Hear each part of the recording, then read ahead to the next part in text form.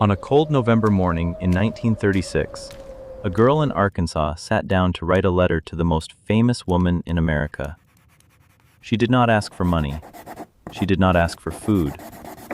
She asked Eleanor Roosevelt for her old, soiled dresses, the ones the First Lady no longer wanted, because she was in 7th grade and she had nothing to wear to school. That letter is one of thousands preserved in the Roosevelt archives today. And what makes these letters so unsettling is not simply how desperate they are, it's how small the requests are. A coat, a pair of shoes, a few dresses. To understand how an entire country reached that point, how ordinary families ended up cooking with dandelions, sleeping on packing crates, and sewing their children's clothes from flour sacks, you have to start with the thing that disappeared first. Not the jobs, the money itself.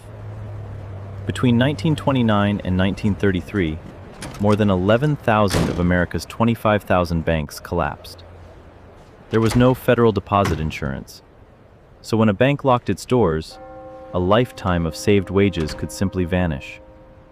Crowds gathered outside those heavy bronze and glass doors, men in wool overcoats and flat caps, women clutching empty purses. Some waited in silence, others openly wept on the sidewalk. By the worst years of the Depression, unemployment had climbed somewhere between 22.9 and 25%. 13 million breadwinners lost their wages. And because most households depended on a single male earner, those lost jobs affected roughly 34 million people. Industrial output fell nearly 45%. New home construction collapsed by 80%. But those are numbers. What poverty actually looked like began the week the rent came due. Landlords were struggling too. Many had mortgages, taxes, and bills of their own, so tenants who fell behind were evicted. Banks foreclosed on homeowners to recover whatever cash they could. And inside struggling families, the first response was usually compression. 2 households became 1, then sometimes 3. Families crowded into a single rental or moved in with relatives who often had barely enough room or money for themselves. But if there were no relatives left to call, there was another step down. Across vacant lots and unused public land on the edges of American cities, entire settlements began appearing. They were called Hoovervilles, a bitter joke aimed at President Herbert Hoover. And they were built from whatever America had thrown away.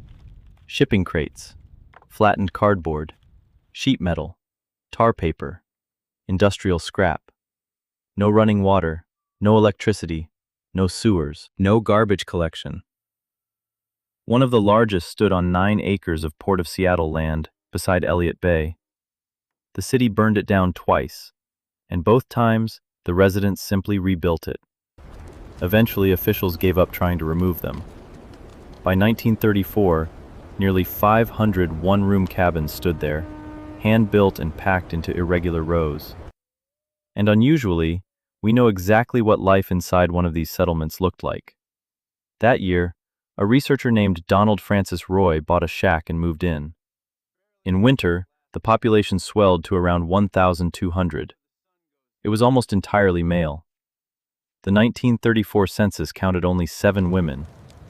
Roy described the settlement as an ethnic rainbow, unemployed timber workers and laborers living beside Scandinavian immigrants, Filipinos, African Americans, Mexicans, and Native Americans. But here's what surprises people. The community governed itself. Residents elected a 6-man vigilance committee, 2 white men, 2 black men, and 2 Filipinos, which enforced sanitation rules largely to keep city authorities from shutting them down. Their unofficial mayor was Jesse Jackson, a former lumberjack. But organization could only do so much. Life inside the settlement was a constant battle with the weather. People heated their shacks using homemade stoves cut from old oil drums. The stoves warmed the rooms, but also filled them with soot and smoke. Rain turned the ground into mud, so residents laid salvaged wooden planks across it and called them rat walks. Those narrow boards led to communal outhouses built over the salt water.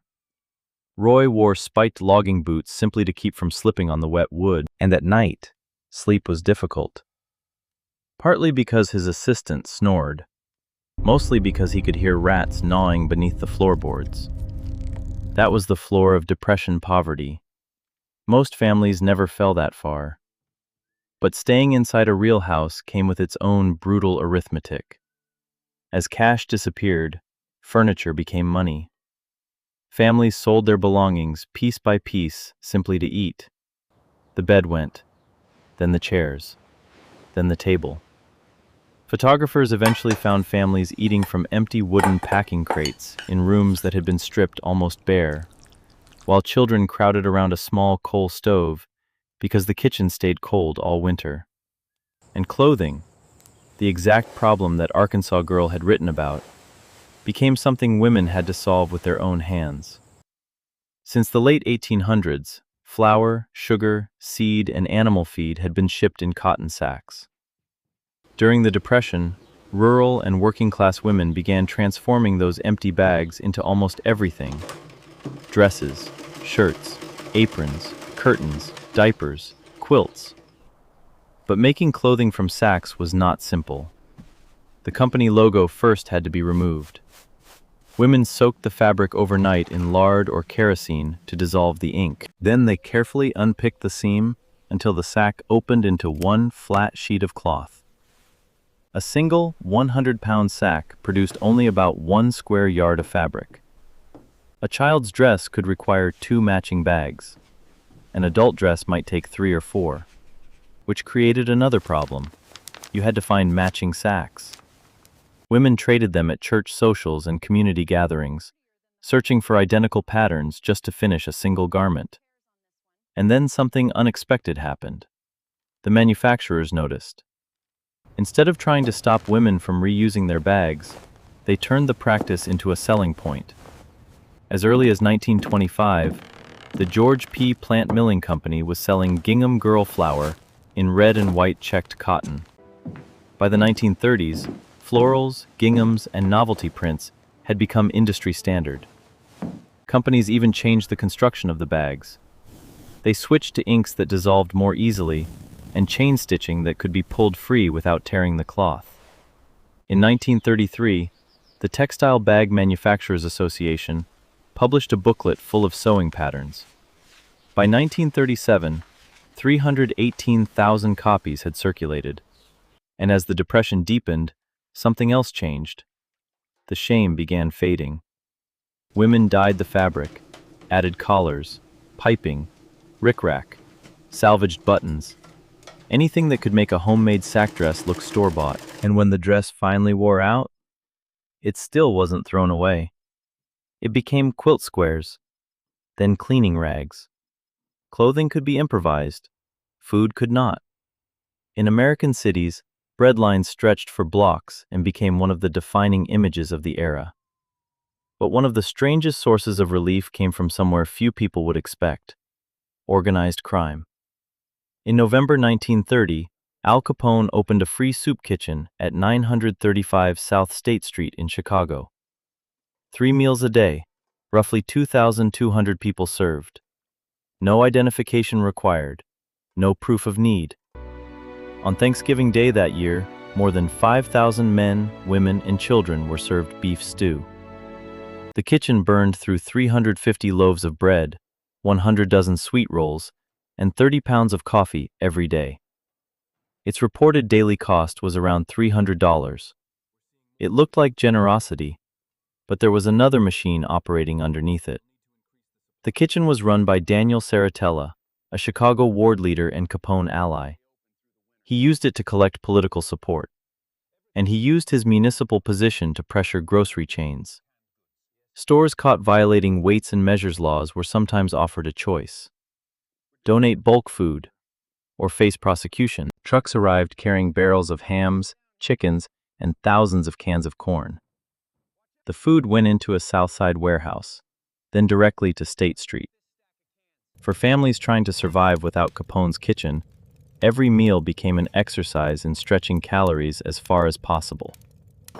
That is how dishes like Hoover stew became common. Elbow macaroni gave the meal bulk. A package of hot dogs was sliced into thin coins, so a small amount of meat could reach every bowl.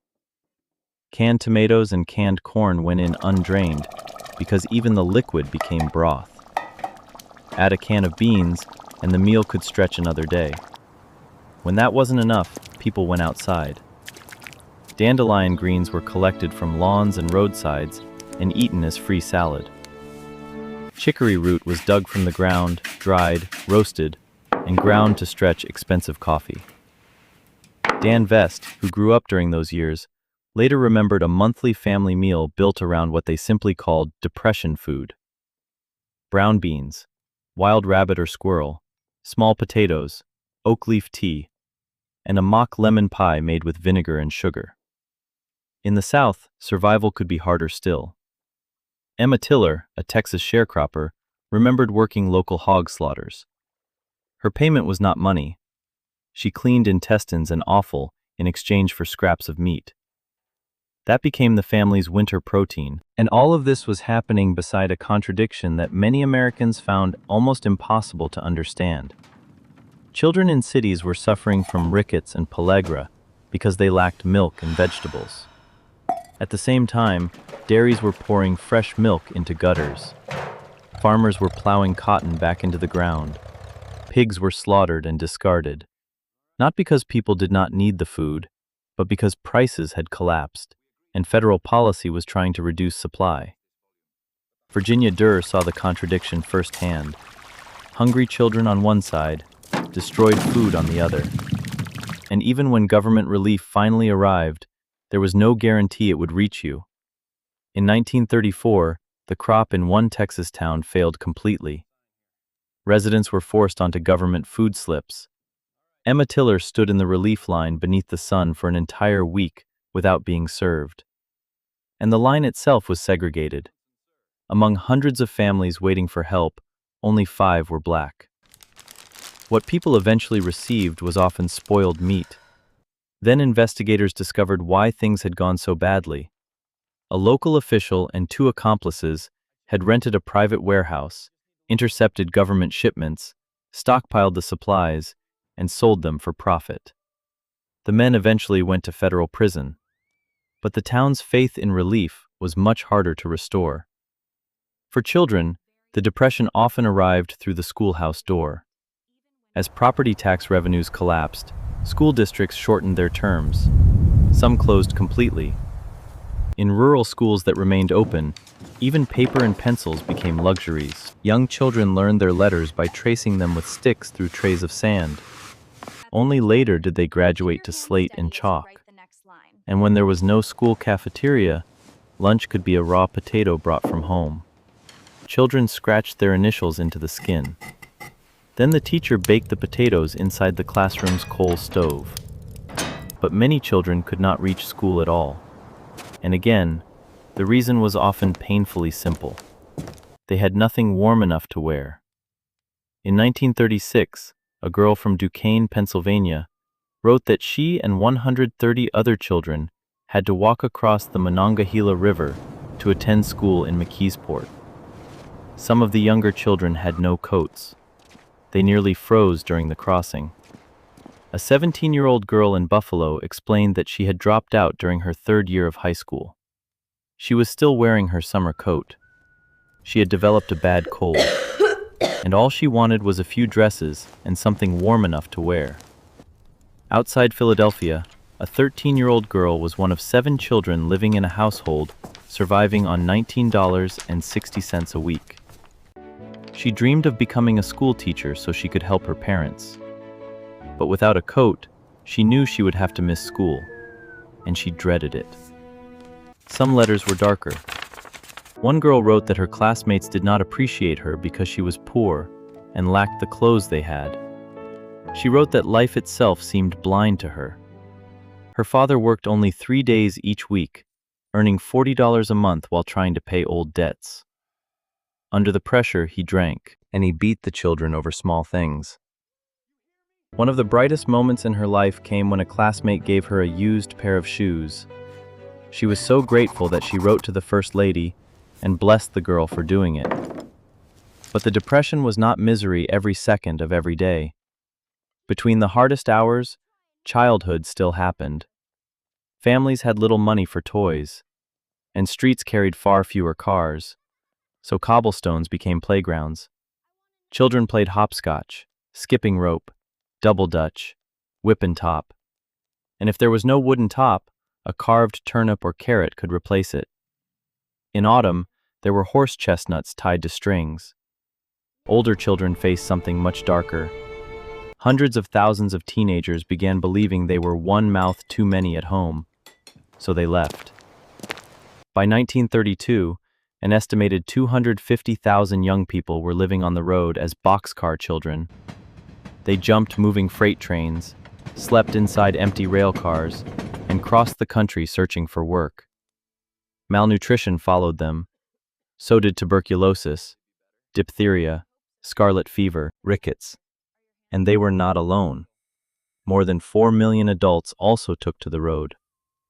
When factories stopped hiring, after months of waiting outside gates or trying to sell apples on street corners, men began riding the rails. Some clung to ledges between train cars. Others lay flat on metal roofs. The railroads fought back. They hired armed guards known as bulls. These guards beat transients, arrested them, and sometimes shot them. One bad step between moving rail cars could mean losing a limb or dying beneath the wheels. But out of that danger came something remarkably organized.